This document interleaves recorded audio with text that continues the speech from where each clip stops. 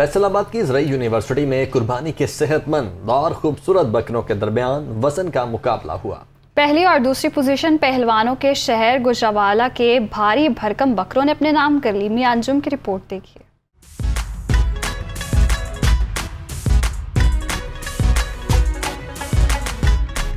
ज़रई university में ईद कुर्बान की मुनासबत से सजा हैवी वेट बकरों का मुकाबला। पाकिस्तान के मुख्तलिफ शहरों से आए 11 बकरों ने मुकाबला में हिस्सा लिया। वजन, खूबसूरती और सेहतमंद होने के म्यार पर पूरा उतरने वाला 327 किलो वजनी बाजीगर नामी बकरा मुकाबला में भी बाजी ले गया। इनकी खिदमत दूध, दही, गंदम, चनों से, मुरब्बा जात से करते हैं। सर्दियों में देसी घी देते हैं, गर्मियों में मक्खन देते हैं और खालिश खुराक देते हैं इनको। दूसरी पोजीशन पर 296 किलो का अनमोल और तीसरी पोजीशन पर मुल्तान का 280 किलो वजनी लाल बादशाह रहा। बकरों के मालकान को इनामात में 7 लाख और 3.5 लाख के नकद इनामात और ट्राफियां दी गईं। मुकाबला में शरीक दूर दराज से आए लोग बकरों के वजन और खूबसूरती को देखकर दंग रह गए। मैं लाहौर से ट्रैवल करके रात के उठे हुए नींद नहीं ली हमने, इतना शौक था मतलब देखने का, और माशाल्लाह दिल खुश हुआ आके।